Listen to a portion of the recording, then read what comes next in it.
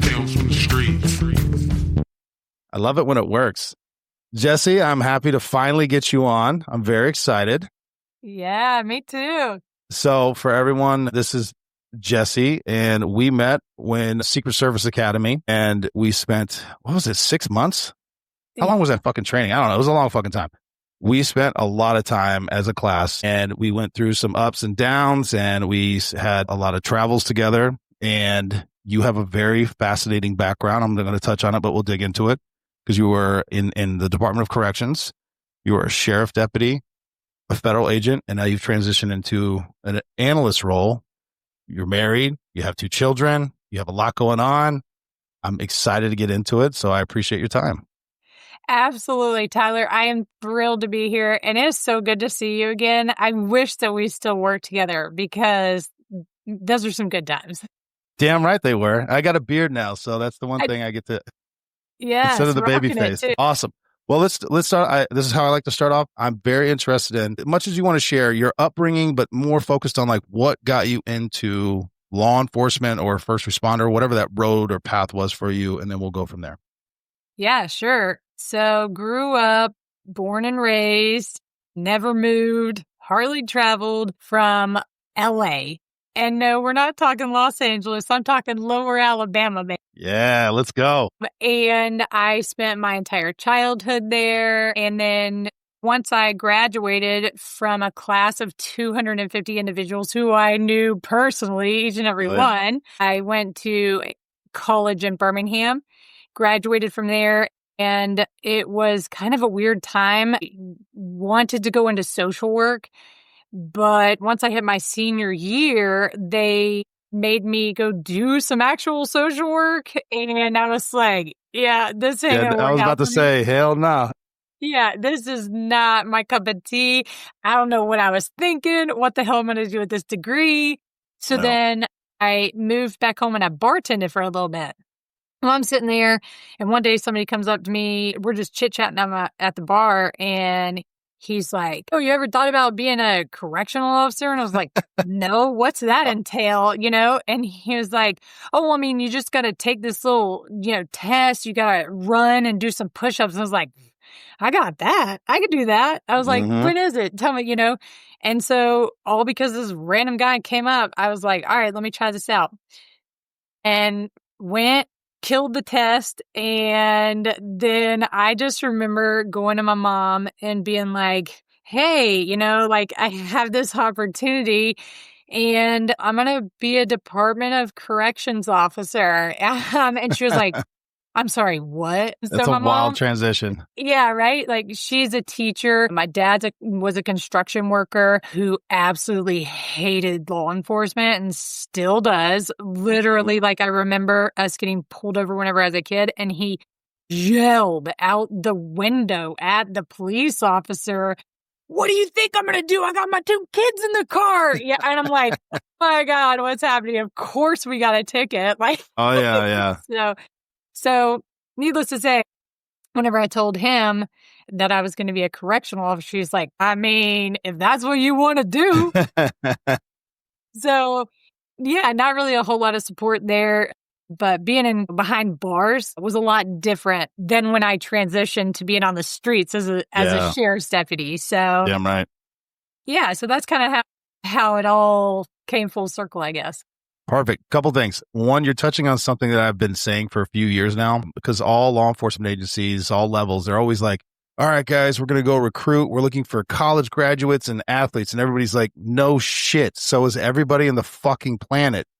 And I've always said, you need to go find people working in customer service, like bartending, waiting tables, whatever it is, where you're dealing with the public, because you need to know how to speak to people. And it baffles leadership. It blows their fucking mind that they can't wrap their head around it. They're like, I'm like, that is the most important thing. And bartending, you're talking to drunks, executives, all walks of life and everything in between. You have to know how to talk to people, right? Right. It blows their mind. Not only that, you got to cut people off. You have to use your discretion to say, hey, I think you've had enough. And you got to say it in a way in which they're not willing to jump across the bar and grab that bottle from you, right? Yeah, exactly. I absolutely agree with that. It does take skill and finesse to even get what you need as a bartender. Damn right. Also, you touched on it, but I'll just bring it up anyway. So in our training academy, we had a PT fitness award. I'm going to embarrass you a little bit. You were the winner of that, if I do recall. And it wasn't some bullshit like, because she's a woman. She could run her fucking ass off, do legit clean pull-ups. Actually, I think all the females in our training group fucking studs in the sense that like everyone could do, you know what I mean? It wasn't like hang for 30 seconds. It wasn't everyone was getting after it, right? Mm-hmm. So no, nothing but mad respect. Respect where it's due, and you definitely earned that. So, well, thanks. Corrections. To brag on that, I will say I did 63 push-ups in a minute. Let's go. Did 18 pull-ups in a minute. Legit. And I think I ran the 1.5 miles in just over 10 minutes. So, some of you guys might be thinking, because she's female, like whatever. I was up there with the dudes on that. I worked my ass off. I was up in the gym like 2 times a day during that training. For sure. No, for sure. And so we've talked about it on this podcast, and then the other one I do with BJ 56. But we talk about standards, and I'm like, I don't give a shit, male, female. I don't care. You should be able to do the PT stuff. There's men that can't do it. There's women. It's not a male female thing. If you can do it, God bless you. This body was not built for that running. You know what I mean? So, but I did what I had to do, just like what you're talking about. And I really want to just emphasize the pull-up stuff because that's come up a few times. I remember our class was pretty fit, and I was not by any stretch of I was on the bottom rung. I was one of the Clydesdale division, so we were getting our points, but that's about it. The instructors were like getting to the point where they were harassing you, like hang, hold it down all the way. Like they weren't letting anybody do kipping. It was none of that bullshit because we were getting to the point where like, people were doing, like you said, 18, 20, whatever it was. So it was legit. So anyway, I like to highlight that because it does exist, and I highly encourage anybody who female or whatever to get into it, but there should be a fucking standard of fitness. Anyway, that's my opinion. It should not be bent just because, we need people. It's really honestly, and I will say this again and again, it is for your own safety to take care of yourself in law enforcement. I mean, think about all the situations that we get put in, all the people that we're running after have to figure out how to pin down, put cuffs on. Like, it's not a joke. It is something that you should take very seriously. And I am a very small white female who, you see me stepping out of a police car and you're like, what a fucking joke, right? Like, but no, I mean business and I know how to handle myself. And I think that that's a very, very key, important factor that law enforcement officers as a whole have to have.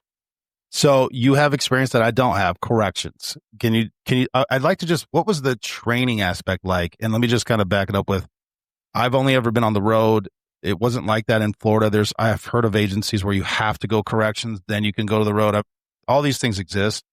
I've always looked at it like I don't want to be in the jail, whether I'm on the criminal side or the cop side. So I have nothing but respect for the people who do it. But I'm like, in my mind, I'm like, hell to the no.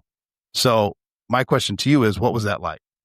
So we do not spend time at all at the prison prior to training. Just want to make that clear. Yes. So when I took the job, it's like, all right, report to training this day. You will live in these barracks for 5 days and you will go home on the weekend. Training was military style. We were marching in line. We were, about facing. We were holding our trays at a certain level while eating.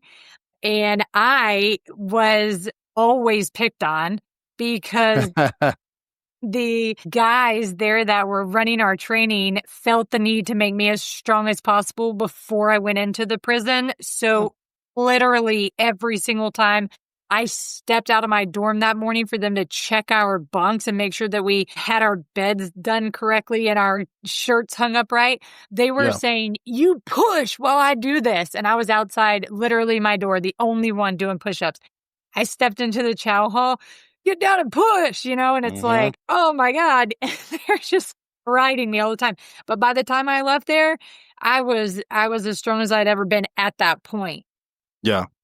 We were up every single morning, PT, crack of dawn. Everything was very by the books, standardized. Just think military. Mm-hmm. And that's the training. So that is honestly the training that I thought that I would get whenever I went to the sheriff's office and whenever I went to the feds. I just laughed at all these people who complained about how hard the academies were because I was like, y'all ain't been through nothing. Like, this is a joke. So, in all reality, I would say corrections was probably the most difficult overall academy that I went through. How long I've was been it? through 4. We were talking about that. I think we both been through 4 total. Yeah, so we're highly trained out here on the streets. Yeah. Yes. It could probably tell you more about how to take somebody down than you could ever dream. How long was it for corrections? 13 weeks. Damn. All right. And then what were some things that you learned in corrections maybe that you didn't learn on, like, see, it's hard for you because you did it the other way around, but like, what did you learn in corrections that's different from the streets? Well, they do a lot of confined space fighting, a lot of like, hey, remember, you're not only in here with this one inmate, you might be in here with like 75 inmates, and then you're handling this one. Yeah. So, on the streets, most of the time you're handling like maybe one person, maybe a car full. Yeah, that's true. That's a good point. But in a facility, once you're in that dorm and they close those gates, like, you got to figure it out with a quickness. Yeah. So that's one of the things. We also didn't do the bullshit pepper spray. It was like saber red in the face directly, like straight. And then you went through a full course. Like, I'm talking like an entire, like, go jump through these tires, go jump over this, like, do all this crazy shit.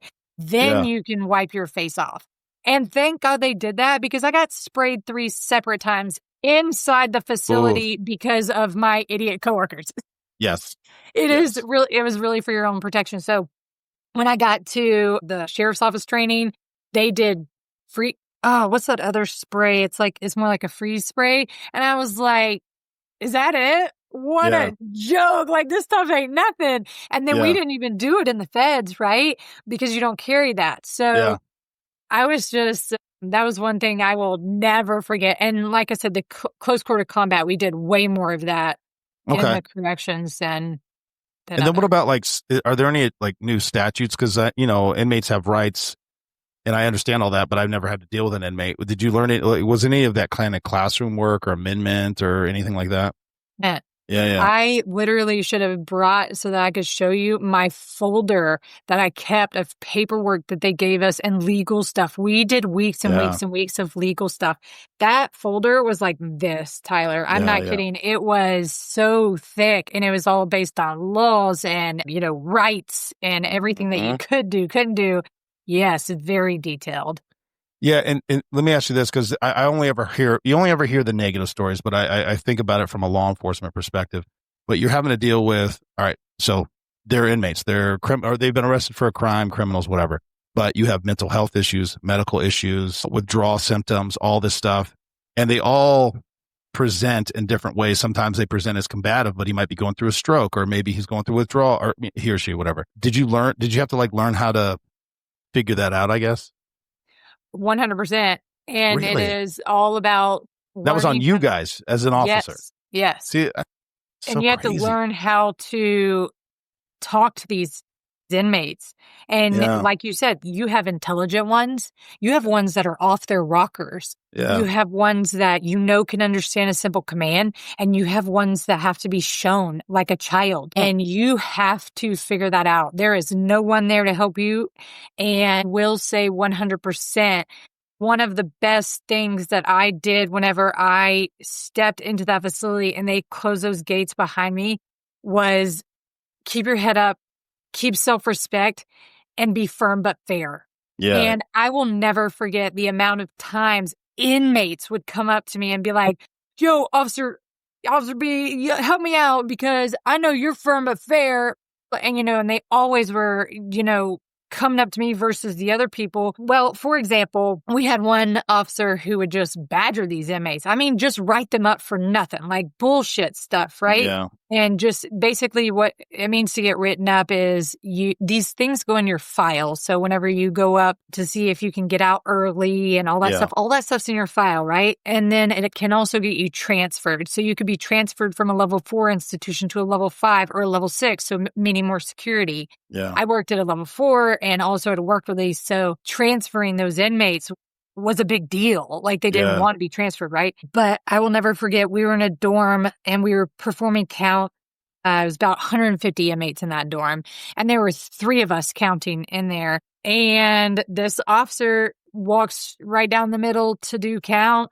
And somehow this inmate got a horseshoe inside the dorm room, jumped down off his, like, when the officer walked by and nailed him and clocked him in the head.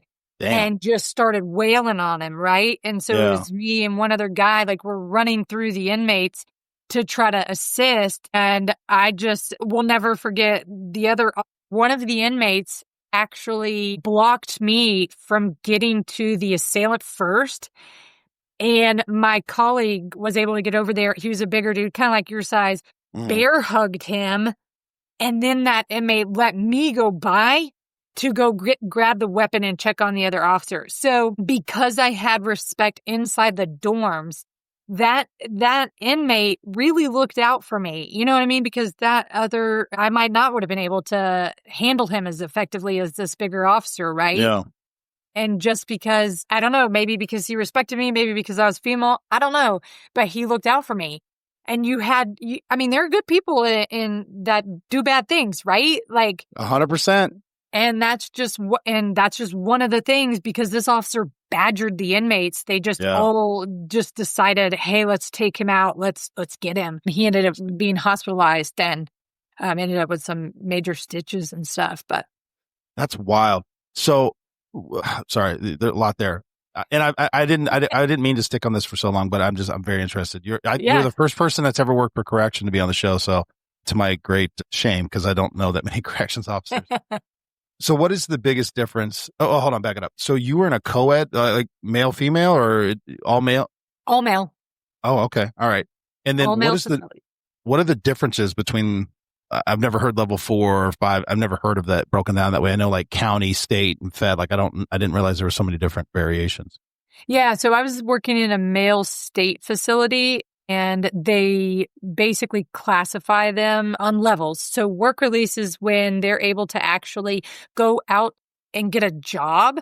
Wow. And they will be transported by Department of Corrections vans to jobs that are willing to employ them. A lot of restaurants employ inmates, Hardee's was one of them. I just remember made the best friggin' biscuits. And I was like, inmates make those biscuits? Man, like, so like the whole time I was a correctional officer, I can't go to damn Hardee's, right? Yeah, they know you, they'll see you. Right. So anyway, then you have level 1, level 2, which is minimum security. And it's more free reign in the yard, more inmates in the dorms. And then you get to level 4. But let me say this. In Alabama, all the prisons are overcrowded, which I believe is standard throughout the United States. But I know in Alabama, 100% overcrowded. Yeah. To level 4 is like they're, less inmates in the dorm, but they're there for more serious crimes. Got it. And if there are... they don't behave, they can't act right, stuff like that, they will not get reduced to be able to work their way into a work release. Got it. Level 5 is you'll have more lifers. Level 6 are definitely lifers, people on death row. And of course, there are inmates on death row in level 4s because they've been there so long, and we have single cells, but those are just more plentiful once you get to the 5s and 6 levels. Got it. And fun fact, I worked at the place where they house and home Big Mom or Yellow Mama. Who's Yellow? I don't know what that is. I don't know. The electric chair in Alabama. I didn't know. I wasn't in corrections. I don't know. That's amazing. That was where you were at, huh? Saw the room. I never saw the deed done. But saw the room, saw the whole process. Like, it's legit. I saw Yellow Mama. Did the room feel weird? Is that Yeah, real? of course. I mean, I It's was like, ugh. this is creepy. I saw it. I can say I've seen it. Like, let's go. Wow. Yeah. No, I've heard stories about it. I've just, that's wild. All right. Sorry. We spent a lot of time on that. that's so fucking But interesting. it's very important too, like the division between, like you brought up earlier, Yeah. the inmates with mental illness. Yeah. The space for them is not ample. And care there, yes, it is there. It is also not ample, and it is just not prevalent, right? Like the top of the list things to handle for inmates is unfortunately not mental health. Yeah. They really can't put in the time to rehabilitate these folks. Mm-hmm. And so those with issues a lot of times continue to decline. I mean, and to be quite honest, I hated going down the ward. That was my least favorite spot. Yeah. I hated it. Yeah. The closest I ever came to that was doing security at hospitals in Florida with the mental health ward. I was a deputy. We would get called if any of them got violent because, again, and you got to handle them a little differently just because it's hard because I've dealt with it so much. Again, I'm not a medical professional. I get it. But you can tell when somebody's like, there's something absolutely wrong with this individual. They do not know what they're doing. And then somebody who's just being a fucking asshole. Yes. It's the demeanor. It's the look in the eyes. It's what they're doing. It's just a lot of different things. So you'll see it happen. And you're like, man, this person has no idea what's going on. They're just scared or whatever it is. And so we would get called, and I'm telling you, I'm 6'5", 300 pounds. Dude's 5'6", 5'7", whatever, $100 20 soaking wet will make you fucking work for it. And I don't know where that comes from, but I'm like, I don't know I don't know what's going on.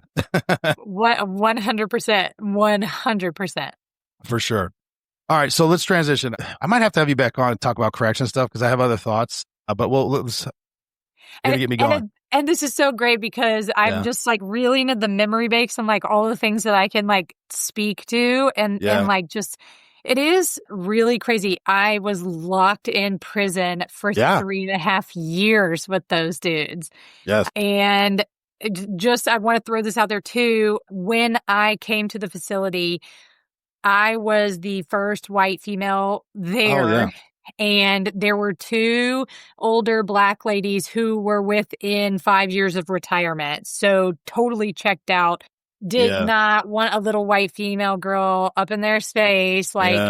So there wasn't a whole lot of mentoring for me as far as like the female side of things go. And as you can imagine, like these ladies had been around for a really long time. So inmates weren't interested in them sexually.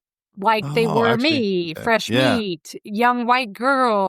Like we don't get to see, girls like you. And I'm coming in and with my little 20 size inch waist, you know what I'm saying? And in the amount of penises and people jacking off that I had to deal with, like, I mean, and that it got to the point where, like I said, it finally, I'd say like 3 months in was fizzling out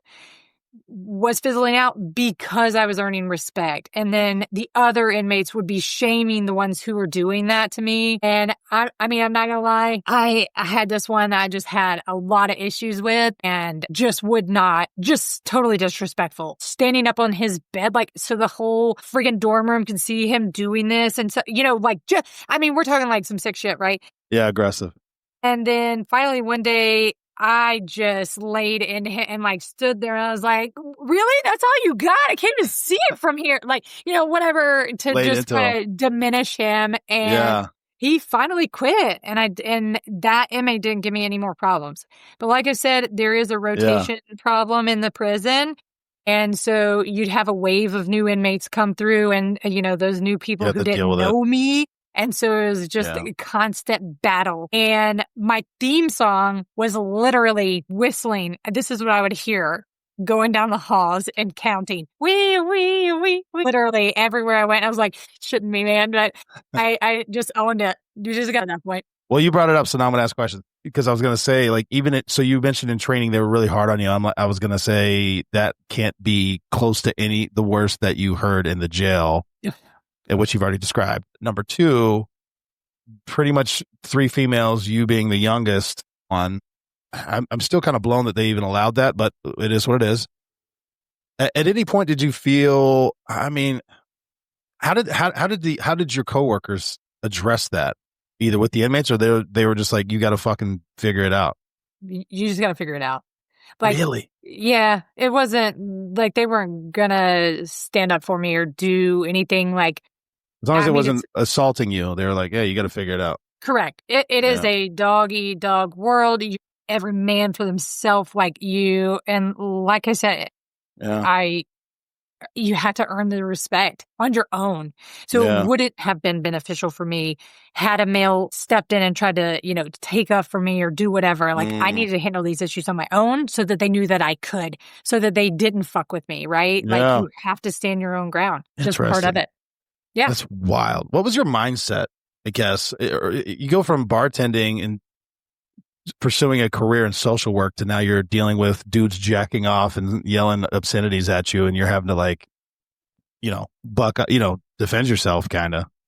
Yeah. And how you were like 22, 3, 4, whatever? Yeah, 20. I started 21. So, yeah. God. All right. I'm like up in there, like, trying to have a good time outside of work, and so I'm still in that phase. We're like living life, like doing it big and stuff. And so I guess that brings me to a different side of things, which is you get to be friends with some of the officers there, and you start going out with them, and you start, hanging out with everybody, getting to know them personally and stuff like that. And I'd say towards the end, I started getting more in the know. Okay. Let's just call it that. I started seeing very clearly which officers were crooked, which officers were doing what. Yeah. And you kind of get more into the inside baseball, and you're seeing things in these people that you were like, oh, I mean, they're my friend, they're cool to hang out with, but I didn't realize that they were doing all this other stuff. Yeah. And then it's like, oh God, it really, by 2.5 years to 3.5 years, I was like, it is time for me to go. I got to get out of here. Like I can't do this anymore because I, one, will not turn. And two, like I've already associated myself with these officers because we're getting closer, like we're starting to know each other. And it's like, nah, I'm not one of those. Yeah. Specifically speaking, we had another white female came in. She was middle-aged. Not that it has anything to do with it, just context, I guess. And she first started messing with one of the officers. And, it was obvious on shift, like, oh my God. Her husband ends up like pulling up to the gate of the prison and like meeting the other officer, like as we're all walking out off shift, like fight. Oh my God, fight starts out, like the whole thing. And then come to find out, I'm doing my rounds, like checking the fence. Lo and behold, I catch her with an inmate in a sexual act, and that's just such a very difficult position for you because I'm not a snitch. Like, do what you gotta do, but at the same time, like, hold on, we're crossing lines. You're Big the only lines. other white female here. You're giving me a bad name along with giving yourself a bad name. Like, this has got to be handled, right? So within like, I had to go in and write up this whole thing. And then she was actually transferred to a female prison to wait her judgment or do whatever they had to do. Like we got interviewed and all that stuff to try to figure out whatever. And then I became a deputy. Her warrant came across my desk and I was like, yeah, let's go get this bitch, right? I did go to her house, but she had since moved. Ah, okay. Couldn't serve the warrant, sent it up to another county, but it did all full circle, and she was charged with sexual behavior with an inmate. I forget the exact Alabama code, but it's all good. It was a Wow. whole thing. Yeah. Well, you kind of answered. So I was going to say, so what caused the transition from corrections to the road? But I think you've addressed it. So what was that what was that transition like for you in a law enforcement capacity? Yeah, so I was like, all right, I got to get out of here. But the only thing I want to do is go on the road. Yeah. For whatever reason, like I just couldn't get it out of my mind, right? Like that's what I wanted to do. And absolutely zero offense to local law enforcement whatsoever. But I was like, I'm either going to go big and be a county deputy because they're kind of like up here in the county for us. And in then the South, it's like that. The county deputies are the big ones. Up north, it's stadies. But yeah, go ahead. Yeah, exactly. Yeah. There's not enough stadies around in Alabama to make a difference. Yeah, exactly. Yeah. We called them unicorns. That's how often we saw those bitches. Yeah, exactly. And so anyways, I was like, I'm not doing local law enforcement. I'm going county or I ain't doing it. Yep. So I went and applied and I went in there and I remember on my interview, I told the guy, I was like, listen, I get this job. I'm using this as a stepping stone to go to the feds. You told him straight up. Huh? Straight up. And I just remember him saying, you know what? I completely respect that, but I hope you fall in love with law enforcement here to where you never want to leave. And I mean, looking back, like, yeah, I was a dumbass for leaving. But yeah, so once I made the decision, I don't even know. There wasn't even an incident that happened. Yeah. I didn't, they didn't come to the prison for anything, like nothing like that. I just said, I'm going county. I'm done. I did. So how long was that? You had to go through another academy. Yeah. Yeah. Oh my God. So it's crazy. That academy was either 12 or 14 weeks. Jesus. That's so crazy. So many academies. Yeah. But again, like I said, I went to this academy. I was like, all right, I'm going to be ready. I'm going to be fit. Like I got to get back and do, whatever. We were sleeping in hotel rooms. Like we were driving ourselves. We were going out every night. Like it wasn't anything like the corrections where you're literally living in barracks and like in the thick of it all and you can't get away. So it was much different. Even then I was like, this is awesome. Like driving police cars around town to go get food. Hell yeah. See, I didn't get that until I went Fed side because my academy in Hillsboro was like what you described. We were living in trailers with bunks that they got from the jails, 4 a.m., tossing our shit, everything you just described. That's what we did. And then I went to the state of Maine, living in a dorm, same thing. Small. We only had 9 in my class. So we got all the love and attention. I think we had a one cadre instructor for every person that was there. That's right. And I think we actually only finished with 8. So we had one extra that was floating around. And I'm like, dude, this is just how I thought it was. And it was 9 weeks long and just got our asses kicked and it was awful. And then I go to the Fed side. I'm like, what? I get to sleep till 7 and I eat breakfast and sit in a classroom with a collared shirt on. I'm like, oh, okay, this is great. Exactly. I was like, this is great. Yeah. Yeah. For sure. All right. How long were you on the road? 3.5 years.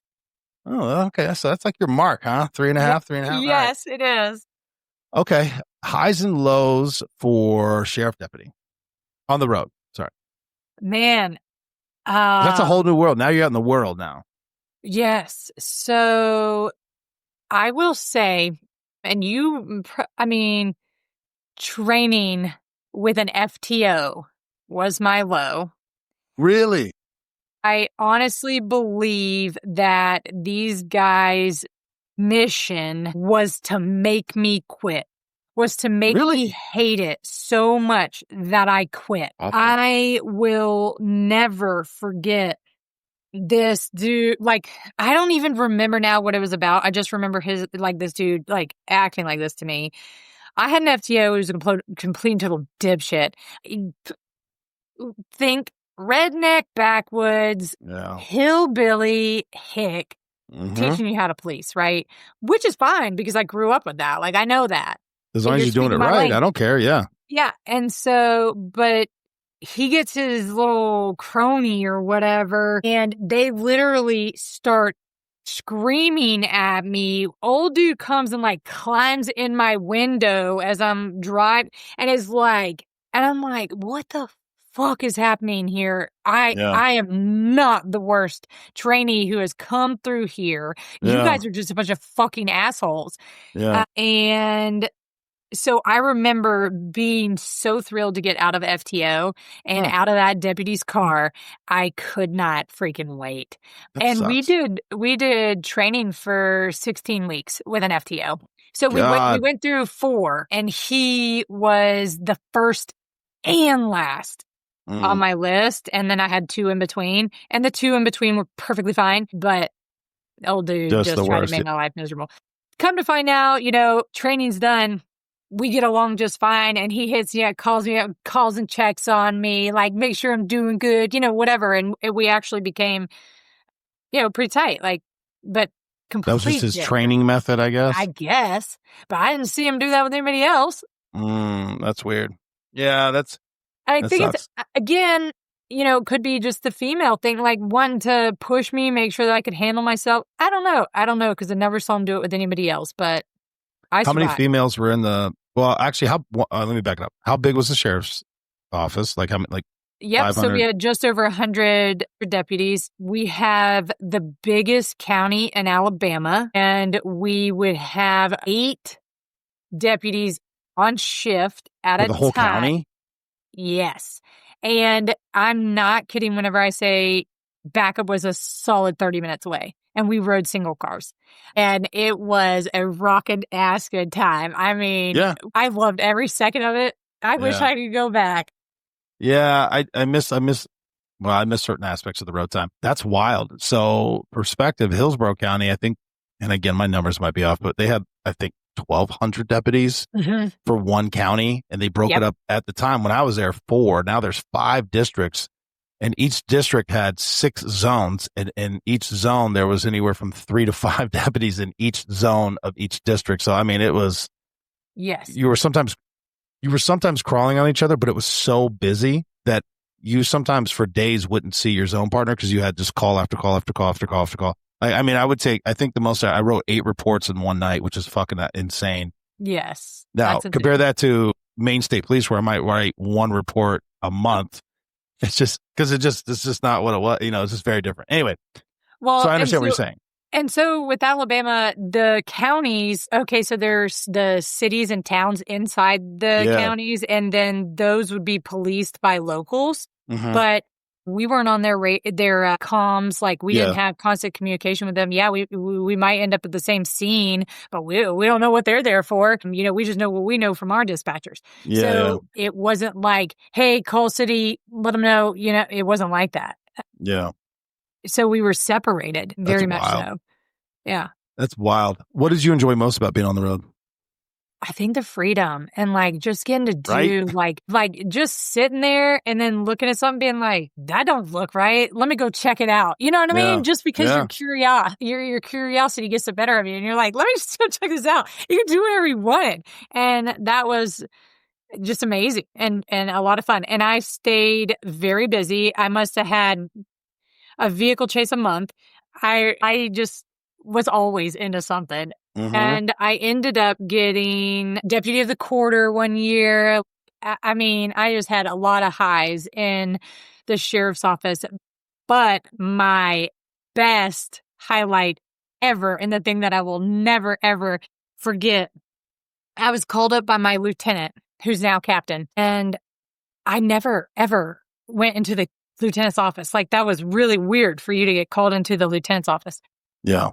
He calls me in. He's got this serious, he's like, Deputy B, I need you to sit down. And I'm like, what? Oh, no. I'm like racking my brain going, what the hell did I do? Right? Like, oh my God. He's like, we have to have a serious conversation because you received a formal complaint.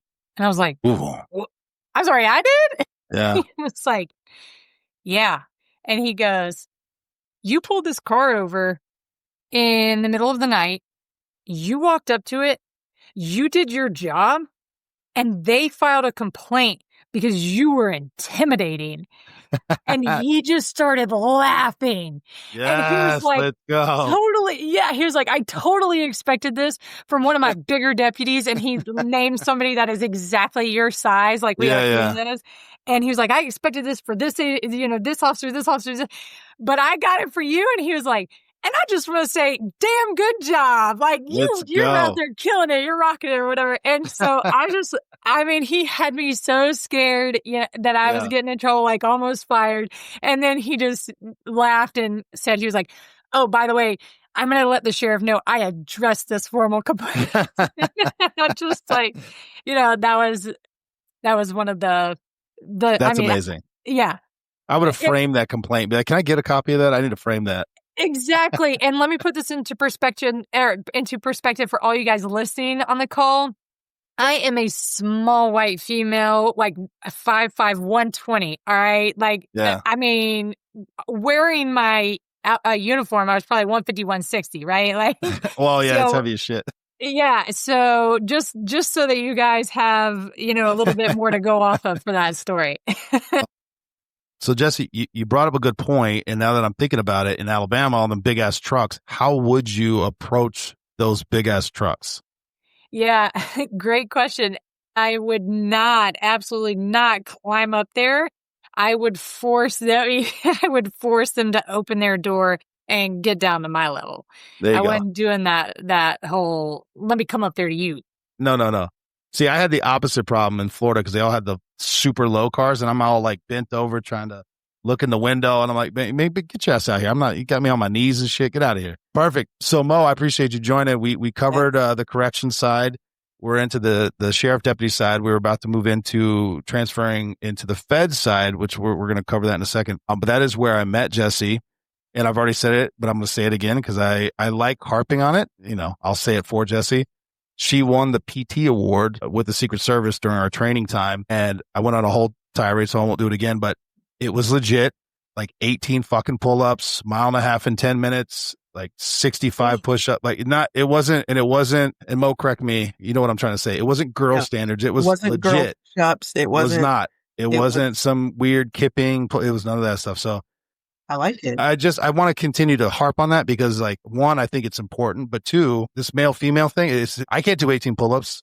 My big ass, I can't do that. And I'm not running a 10-minute mile and a half. This body wasn't built for that, but it can be done. And to Jessi's point, it should be done. It's a safety thing. So, and I know, Mo, you agree. We've talked about it. So yeah.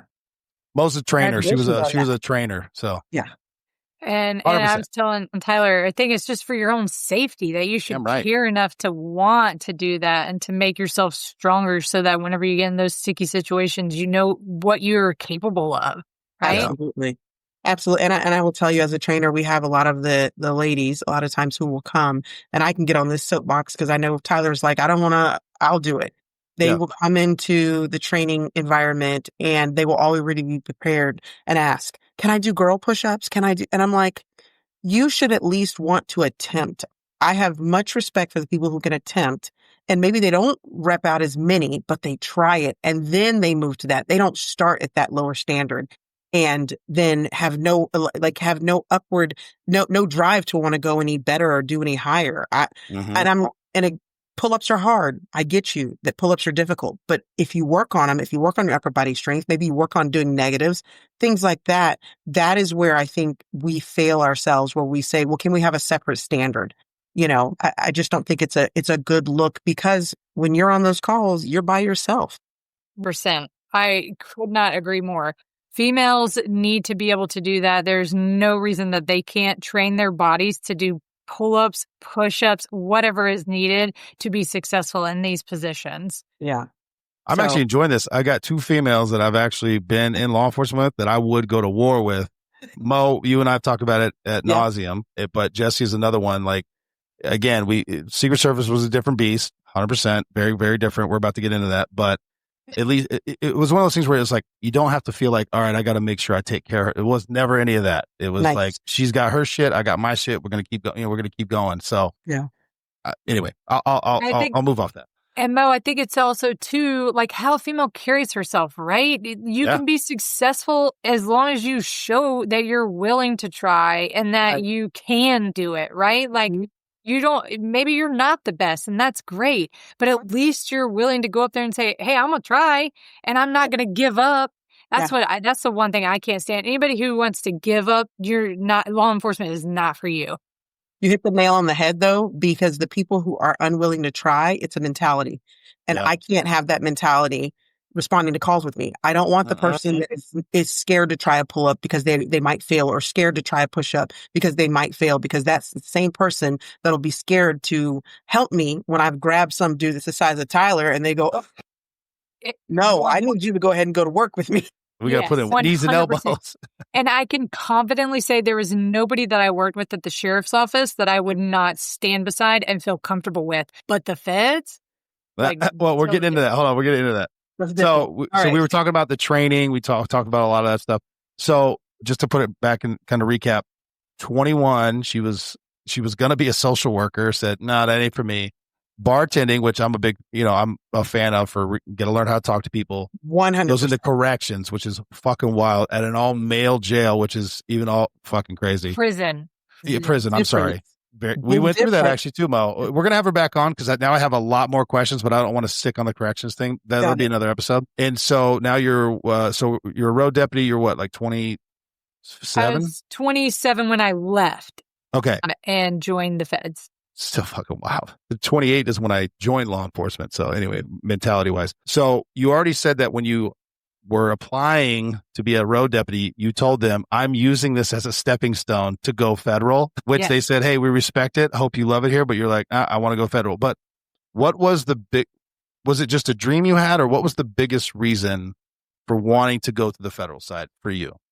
In my mind at the time, feds were the top. They were the elite. They were the ones who were really getting the job done, who were the bigger badge. You know what I mean? Like, carried the weight, and that was in my mind at the time. And so I'm just one of those people, I aspire to what's next.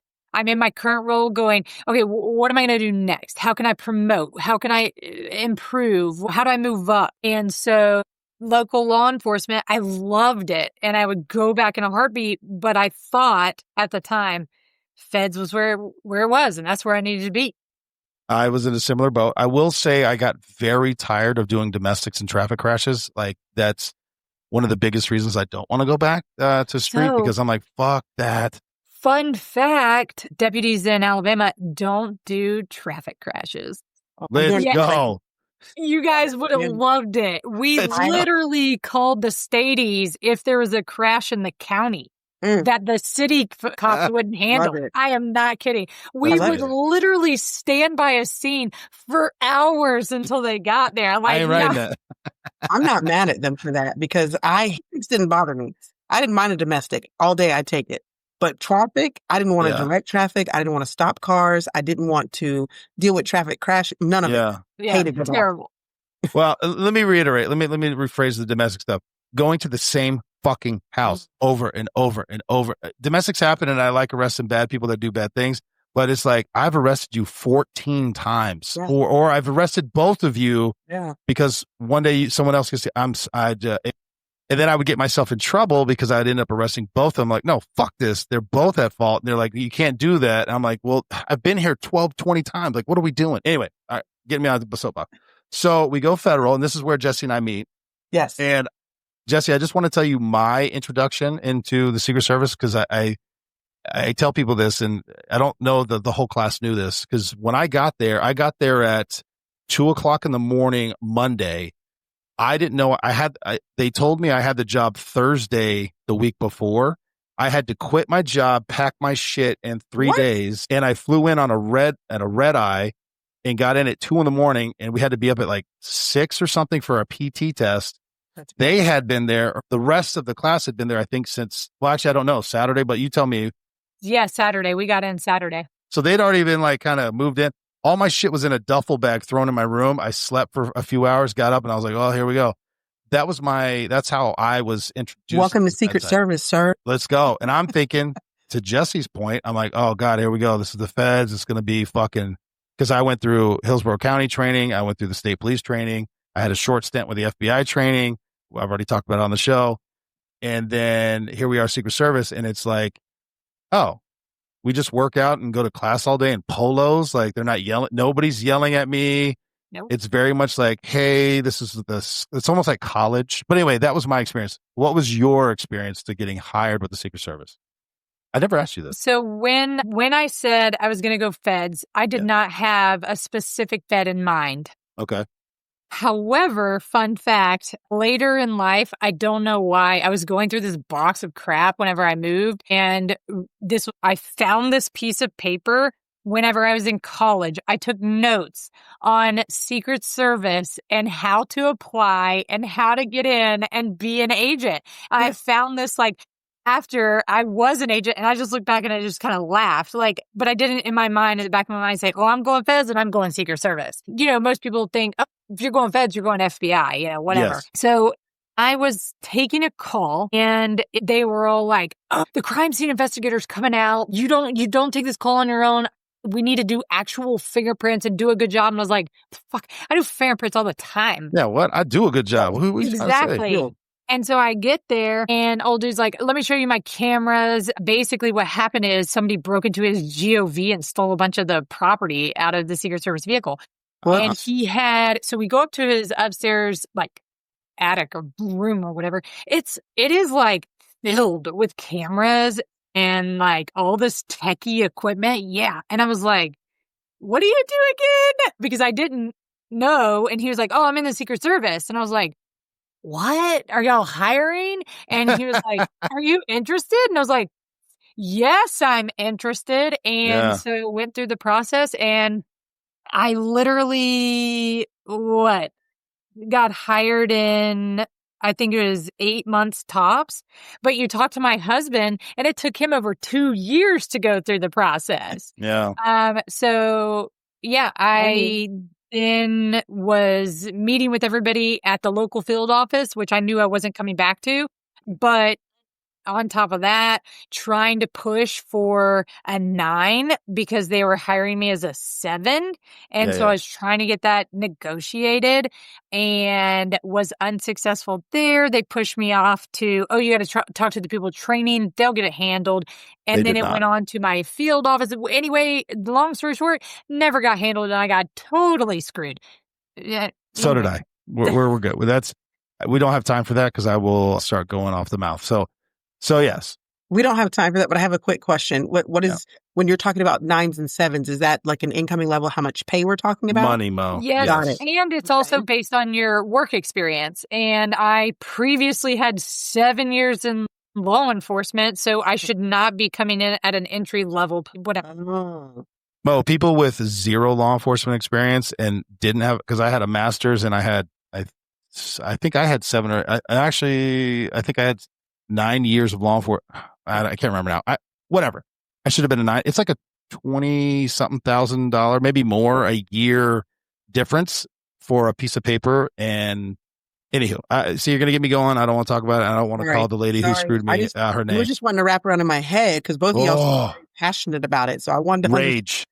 Well, and it's because, once you get in your class, you see who you're put beside and people talk about whether they're a 7 or 9. And I'm looking at the people who are saying that they're a 9. I'm like, there's no way this tool bag right here. Mo, you're poking the button, Mo. You're too dumb to be a 9. How come they're not giving you?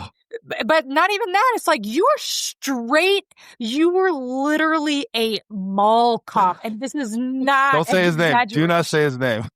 And he came in as a 9, dude. Yeah. He's like Paul Blart. Level 9. Yes, Mo. Oh, anyway. Worse. Way worse. Anyway, moving on. So we go, our training, and this is where I like it because it was like college, Mo. Monday through Friday, I don't know. I don't want to say 9 to 5, but it was workout in the morning, classroom stuff, but we had fun. And we would go out, we had dinners, weekends, we're at the hotel. I will say the hotel was a little shady, but we kind of ran that hotel a little bit. There's a lot of, I don't know if we could tell those stories on this podcast, but there's a lot of stories at a hotel. Sorry, it was a hotel. But it was just such a different experience. And then we end up in the... Well, and he's talking about subsequent to FLETC. So we did. Oh, I'm sorry. You're right. We were in Georgia first. Yeah. Right. So we did have to spend 12 weeks in shithole sleeping on literally like a concrete bed. That thing was terrible. And then we moved to the hotel situation in which it was a lot more freedom. Do you remember how long the training was? I keep forgetting because it was 12 weeks in FLETC, which is in Glencoe, Georgia. And they haven't renovated it since the 70s. Just throwing that out there. And then we spent...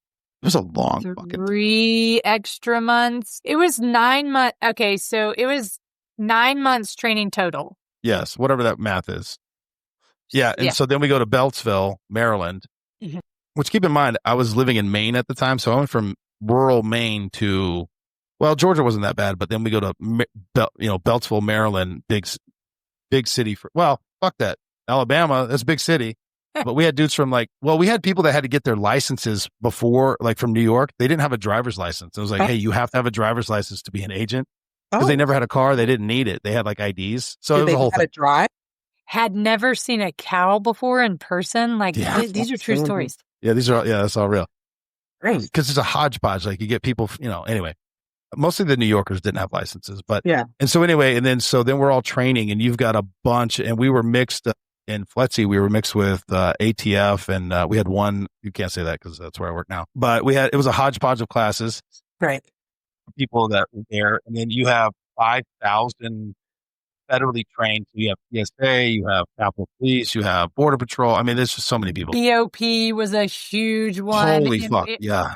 They were separated, and you always look over there like, oh my God, who are those folks? Yeah, wild shit. And then you all have to feed. I call it feed. It's like a feed trough. They're 5,000 people going through one cafeteria. Anyway, it was a learning experience. And so you transition from that to Beltsville, where it's you had your own lunches, but you had a live-in hotel with a kitchen. So people were making their meals. We all worked out together. It was a really fun class. I mean, we had a couple outliers, but it was a really fun class. So then we do that. Any stories from training you want to share? Because I was going to move into the actual work of it, Jessi. I've probably harped on enough, but just the inexperience that gets hired with the feds. I'm serious. You're going through training and you know that you're going to be possibly working with these people, standing post beside them. And you're really seeing, oh my gosh, these people can't even make a logical decision. You see them freezing up in training. And it's can we switch partners or something? Because this is not. It's bro, he has a gun. Do something about it.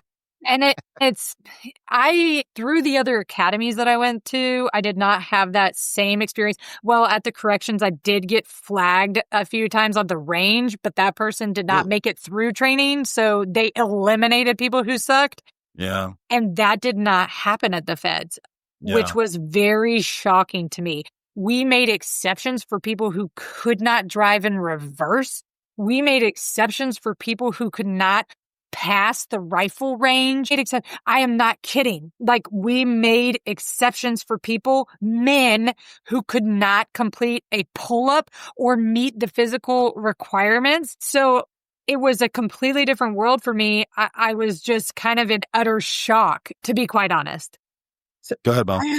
I have two questions for you. One, in comparison to the training that you had when you were a local compared to the Secret Service training, did you feel that it was subpar, or was it just that the allocations that were made were? So I believe that there were a lot of good aspects to training, and a lot of it was very beneficial and new to me. We did a lot more driving than I was used to. We actually were on the range a little bit more than I was expecting. Yeah, a lot.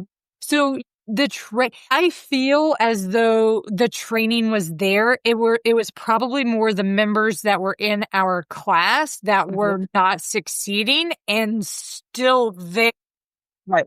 Not being eliminated, right? Because they talk about, if you can't pass, if you can't do this, you're not going to be here.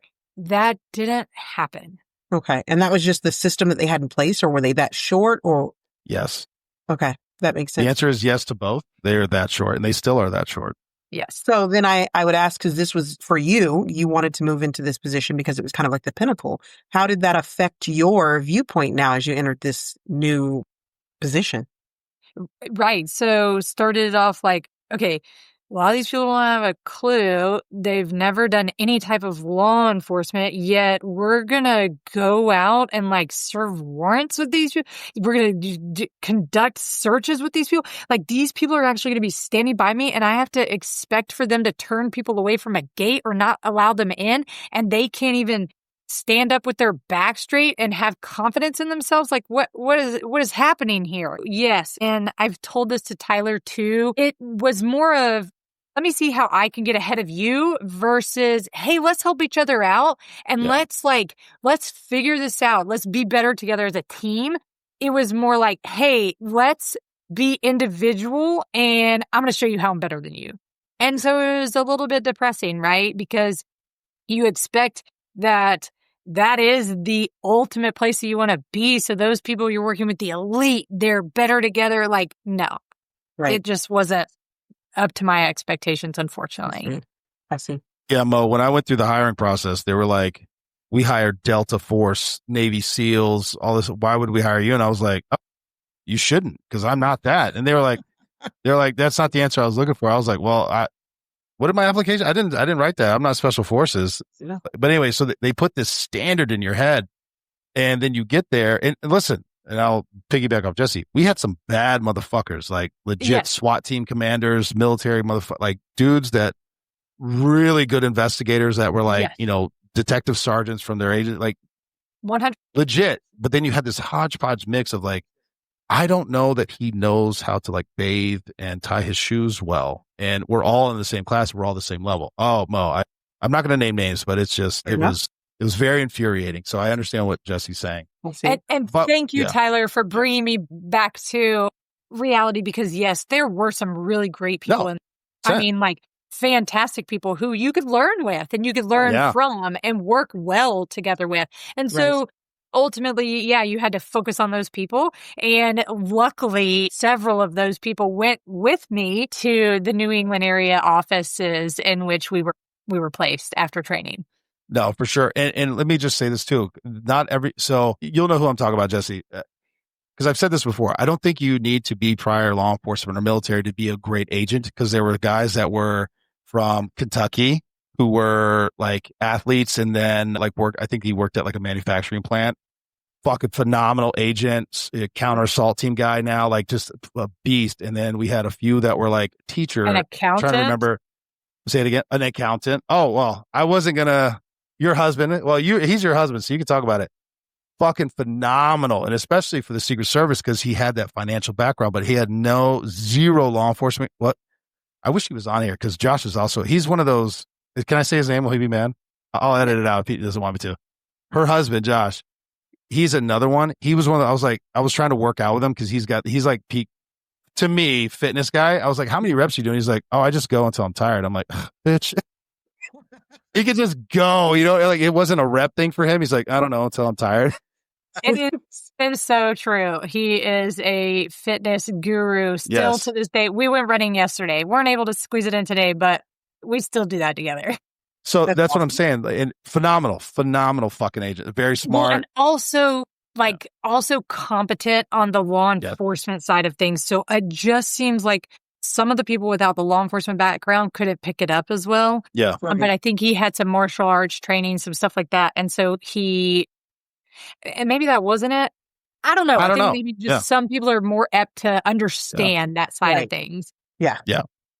For sure. So we're going to transition into, we're going to call it the New England area, but to kind of tie in, because I like doing this, especially with both of you on here. So our training class was 24.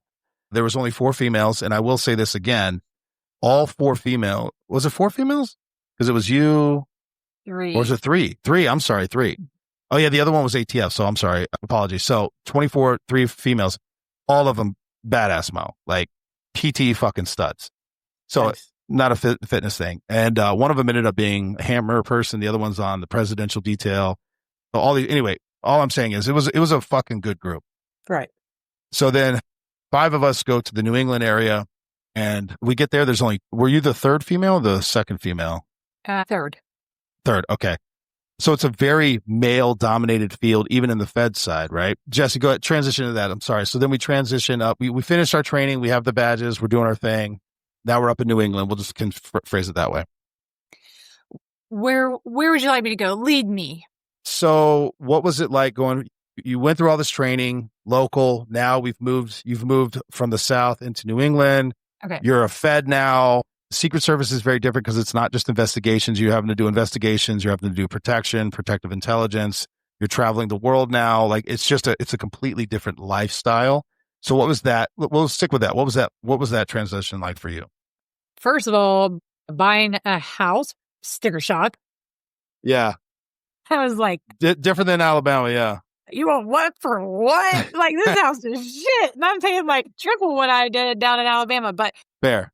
other than that, I was there alone. I didn't take family with me. I wasn't, had nobody up there. So I was able to pour a lot of my time and life into work. So I just raised my hand for any travel and was just really excited to go anywhere I could. I will say, immediately you could see one of the main issues was I started with the sheriff's office and I had an FTO. I had somebody who walked me through my first days.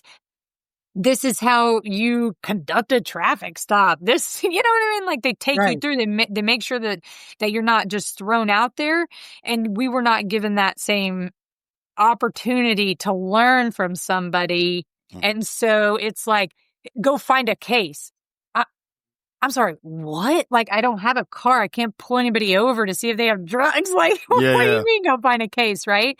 We're doing financial crimes. Right. Like, I didn't know what fencing was. Like, I mean, seriously, like, I've probably heard of it before, but I didn't know anybody in the bank world to call up and be like, hey, you got anything going on that's interesting? Like, and so we did not have FTOs. We did not have older agents there to train us. And they were there just not to train us. Yes. And the top was angry that this new group of agents came in. We were excited to learn. We wanted to learn, but they're a bunch of old heads and they didn't want us there messing up their grooves, like making them do work. Like and so the top down feeling was not good. And that, as you know, management sets the tone for everything, right? And if you can't learn from your management, you're trying to figure it out on your own. For example, like we're working through this money laundering case and we must have issued like 100 subpoenas. And then all of a sudden, one day we're in our supervisor's office and he's like, why didn't you just issue a Fed wire? And we were like, what's a Fed wire? I don't even know what that is. Yeah. And he was like, well, that's where you can just subpoena all the wire activity at one time. We were like, what? Like, you just learned after the fact. Yeah. And so I feel like it was very hard to get traction and get going. Tyler was familiar kind of with the area and with some of the law enforcement up there. So I will say I was jealous of him being able to be like, hey, go out and meet him. But yeah, but like I was in Northern Mass as an Alabama native trying to meet these people, being like, hey, y'all, how's it going? You doing anything that I can help you with? And they're like, who's this person? You know what I mean? Yeah. That seems really counterproductive to start your new people coming in with no kind of structured training program. You're kind of opening yourself where things can be done wrong. Less efficient is one thing, but what about if they do them wrong? And that can also take the wind out of the sails of that new person coming in. And I understand we all have been, they say there's not hazing that happens in law enforcement. There absolutely is. We've all had that kind of to happen, but there's still a level of training that occurs so that as I go, I'm knowing what I should be doing. I know the step-by-step process to work through a case. No, I'm not going to teach you on the fly how to shoot. That's not the time or what have you. You learn that on the range. But the day-to-day, like, what do I do when I arrive at a domestic?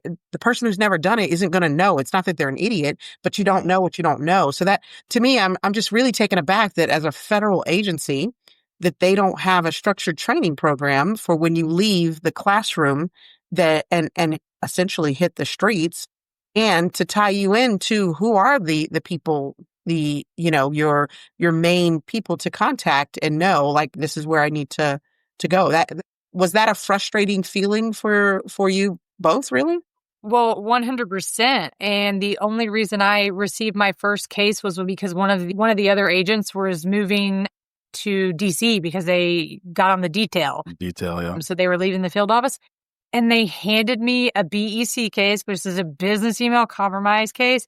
You want to talk about one of the most complicated things to start with. I was like in this meeting with these two other agents from different agencies. And I was like, I'm sorry, what does BEC stand for again? No, okay, like not like that bad. I was like, okay, I have to go like figure out what is even happening here and like how this crime was even committed and what are we trying to prove? Like, because I had zero background, no training, nobody to hold my hand and say, hey, think about this, try this out, do that. Yeah. No, I never worked a BEC case before, and it was the first case that was handed to me, and I was like, and Josh, her now husband, but keep in mind, he was an accountant, now a federal agent. He got waffling, if I should say the name of the group, but he got whatever. He was HIDA, which is big time drug shit, like big time, like pallets of heroin type stuff. And he's just like, what are we doing? I mean, no knock on him. He's like, yeah, he raised his hand. He's going to do it. But he's like, I've never done. And he's down here with like narcs and fucking, undercover working CIs. And he's just like an accountant. Right. Again, not a knock on him, but it's like, he had no idea. But here's my question I have for you. Fake it till you make it. There has to be a rationale. Do we know what the why is for not having something that allows the transition to be done more smoothly? So honestly, I believe it is the field office. And like Tyler and I both know, management sets the tone. They control everything. And I talked to several other agents who went to different field offices and had a great time. They had a mentor. They had somebody who walked them through stuff, who worked with them. They'd roll a case together so that if somebody was traveling, the other person could pick it up and continue it. Like, they had help. So I think it was just where we were placed. Okay. Yeah. I will say this too. The Secret Service, you can be an amazing agent and never work a case because protection is number one. Always has been, always should be, always will be. I know there's been some incidents recently, but we don't need to talk about that. Investigations kind of take a back seat, even though headquarters will say, no. I'm like, yeah, that's 100% true. You be in the middle of a case, like, I got to go to a grand jury, I got to do all these things. They're like, well, the president of Who Gives a Fuckistan is coming to Boston to go to the hospital, so you got to stop it and go guard the stairwell for fucking 5 days. It's like, okay, but that's just what it is, right? So it takes a back seat, and is the honesty. And New England gets fucking hammered because New England, you've got, the Hamptons, you've got Martha's Vineyard, you've got all these, you've got formers who live in the area half the year. So it sucks up a lot of resources. You have Harvard, so a lot of the kids go there. See what I mean? So it's like, protection's number one, and that's the biggest bulk of any large field office is dedicated to protection. Investigations kind of take a back seat. Helpful. Truly. And there's some of the most complex cases, like international Chinese hackers hacking into crypto and banks and credit unions, stealing IDs and bank account money, and you're having to trace it through onion routers and VPNs and deal with MLATs and, embassies. And you're like, well, I got to go to LA for 2 weeks. So, I mean, when I get back, I'll let you know. Well, and not to mention the fact the emerging technology and the things that were happening that you were learning on the fly. Gas 100%. Pump skimming was like an emerging technology whenever we were up there. Yeah. And that was some of the best work that I did. I had like 3 great cases, and I was able to work with Postal and the task force with that. And that is the only way we were able to prosecute those things, is because I was able to, say, hey, I'm leaving, but we got this going on. Let me know if you need anything, right? They carry the case. Actually, Mo, let me ask you this. Did you ever work with Postal Hillsborough? Postal inspectors? No, I worked with Secret Service, but the only thing that we had with Postal was during the time when people were doing the IRS scams, where they were filing people's taxes. There were they were kind of seeing if there was a way for us to work it that way, but we ended up not doing it that. I got to tell you, because there's the big 4, is what they say in the feds. There's the FBI, ATF, DEA, and Secret Service. I got to be honest with you, postal inspectors fucking crush. They have their scope of knowledge. They go international. It's something I didn't realize until I started working, and even now, it's amazing because everything goes through the mail. Yeah, but you think about it, and you don't think everything does go through the mail, but it does, because they're able to work the international and crossing state lines. Like, they're able all to that. Yes, and so they have a large jurisdiction in order to work those cases. Shout out postal inspectors. For yes, lots. That's all I'm saying. I'm telling you, anyway. Mo, we got to talk about this. We got to get some more different agencies on here, because there's so many. Yeah, I met an OPM agent. There's 9 in the entire country. What right? Hey, I mean, have you ever heard of NARA? I don't know. You are allowed to talk about it. So if you can, go ahead. So National Archives Records Administration. Like, what? Is that a thing? That's a full agency. Yeah. Just saying. With agents. With agents. That's Yeah. wild. There's like 316 federal agencies with 1811s. I mean, that's how I classify. That's the only thing that matters. Law enforcement. And like we NASA know has. I mean, there's a bunch. We know the number 316 because there's a rating on employee satisfaction. Yeah. Employee satisfaction. And Secret Service Secret Service 316. They made coins that said 316 on them because they were the dead last for employee satisfaction. Oh, geez. Secret Service was? Yeah. Yeah. Brutal. Yeah. The funny thing is the actual job right? is fun. I had Jessi traveling, travel the world. The actual job itself was some of the best time of my life. I mean, I missed the time with my children. But actual work stuff, the stuff you do, it's fucking crazy. You're dealing with world leaders, military, foreign law enforcement. You're doing stuff that actually has like historical relevance in a lot of cases. Yeah. So it's fucking amazing. But then you get back and you're like, I fucking hate this shit because you're dealing with bosses and stuff. I mean, it's like really cool. Like I worked with the Shin Bet. I received one of their coins. Like just some of the things, some of the stories, some of the places that we got to go. And of course, I'm not going to spend my own money to go visit India, but I loved the time there, right? Yeah. And it was just eye-opening outside of the work that we did to be able to travel the world. So that in itself was an experience. And I loved every second. Yeah. Jessi, let me throw this out there. Tell me for what you agree. Secret Service. Because I was like, much to your description, I was just like, I was not wholly impressed on the investigative side, but they're like standout individuals that I've met that I'm like, holy shit, these people are impressive. It's like 12 people that run the investigations for all of this because they are just that phenomenal. They keep it afloat. Like that's how good they are. They're doing like 300 forensic exams a year while also doing protection and doing all this other stuff, or their mind is just like they can operate 30, 40 cases well and manage them well, but it's a very small amount of people that could do that. It is, but just like you, I came across a few, and I even have the pleasure to work with them since I've moved into this new role as an analyst. We work in tandem with Secret Service, and those guys that I'm working with are fantastic. Like it's amazing the stuff that they can do and produce. And how their minds work. It's like every time I think I was a really good, interview, interrogation, or like a really good investigator, I meet somebody, I'm like, damn it, I don't know shit. So, I'm not. What I'm trying to say is I'm not trying to shit on the whole agency because they're again, you just meet these people that are like, you are fucking, you have a PhD in astrophysics, or the computer hacking or cyber or crypto, the knowledge, like, oh, you were, in the invasion of Afghanistan as a interrogator for counter intel for whatever. And you meet these people and you're like, holy shit, like you actually have skill sets. But then to the other flat, people are passing that couldn't do a fucking pull up and didn't know how to talk to somebody. So.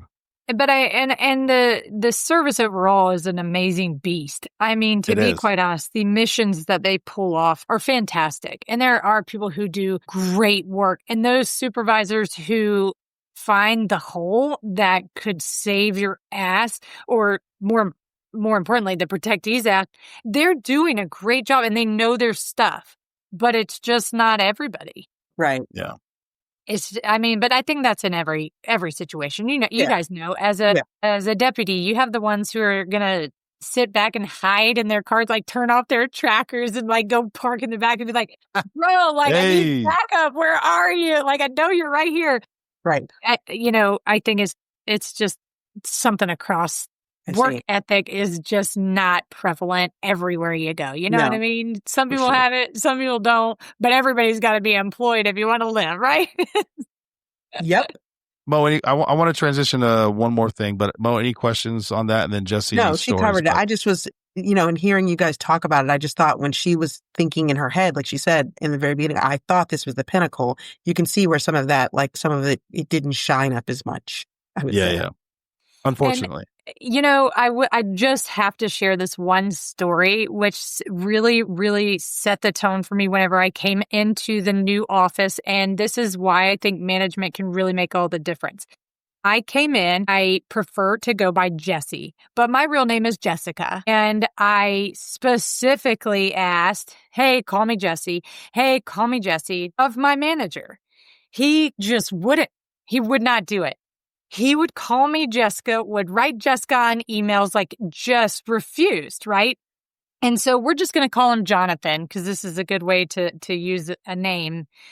And so he went by John, but his name was Jonathan, right? And so one day I wrote him an email. I got sick of it. I was like, this is ridiculous. Like, he needs to realize that my name is Jessi, not Jessica. And so I wrote him. I was like, Jonathan, sent the email. And then next thing I know, he's like, who's this new little twerp who's calling me Jonathan instead of John in an email? And that is the only way that I got his attention. And he started calling me Jessi. Isn't that ridiculous?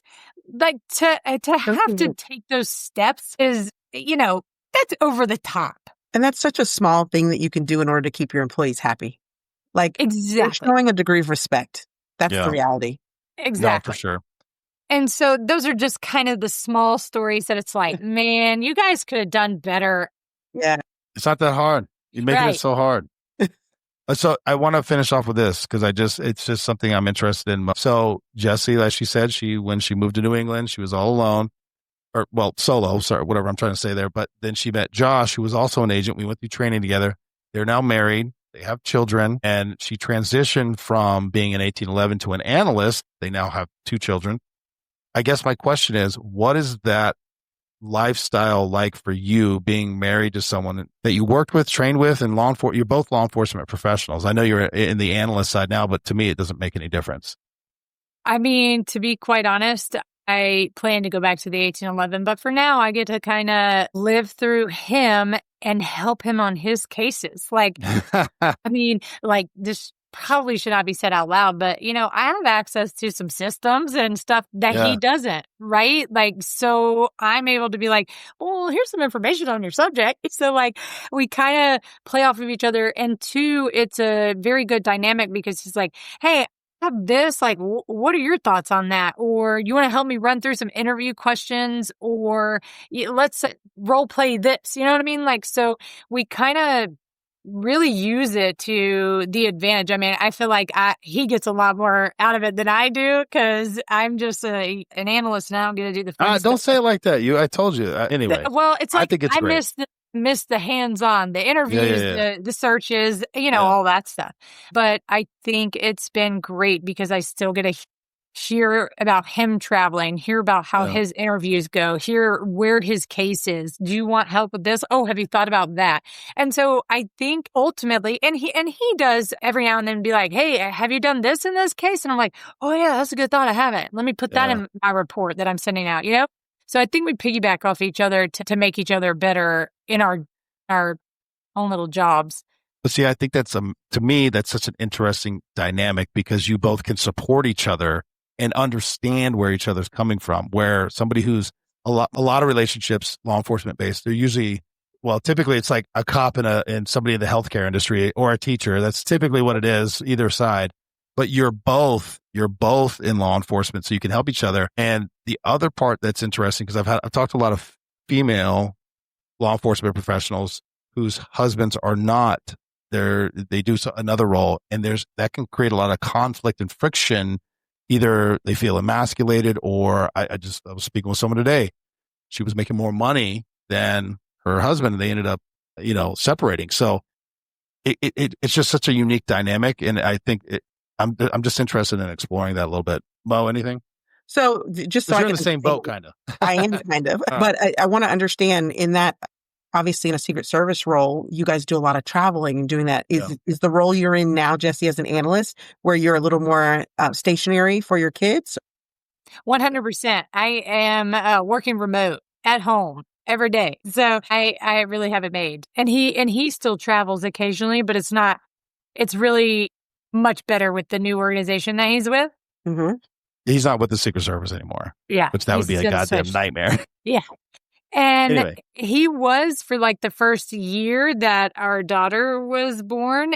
And I will say during that time, for him to be in 1811 and me working this other role, it was so beneficial for him because, you can't talk much about the Secret Service and like the ins and outs and like what you're doing on a day-to-day basis, kind of, and I think that causes some tension between husband and wives sometimes, but I knew exactly what he was doing. Like I saw through the smoke and mirrors because we had both been through the same training. So I think ultimately that really strengthened the relationship and made it easier to communicate because it wasn't like, hey, what are you doing? Well, you say you're standing. Where are you standing? I don't know. It just eliminated a lot of the questions surrounding his job. Which, help facilitate other conversations. Very good.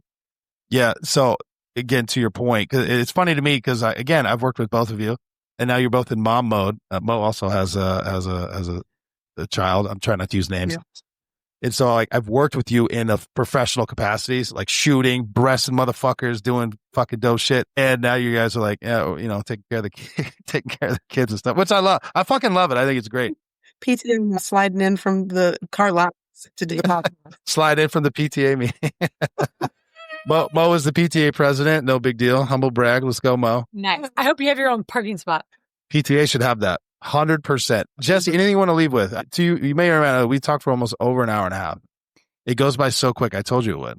It does. And it's been so fun. And I'm happy to share more, talk with you guys anytime. I don't know how interesting people will find my story, but hopefully I don't kill your audience. No, it's great. We're having you back on for correction stuff. 100%.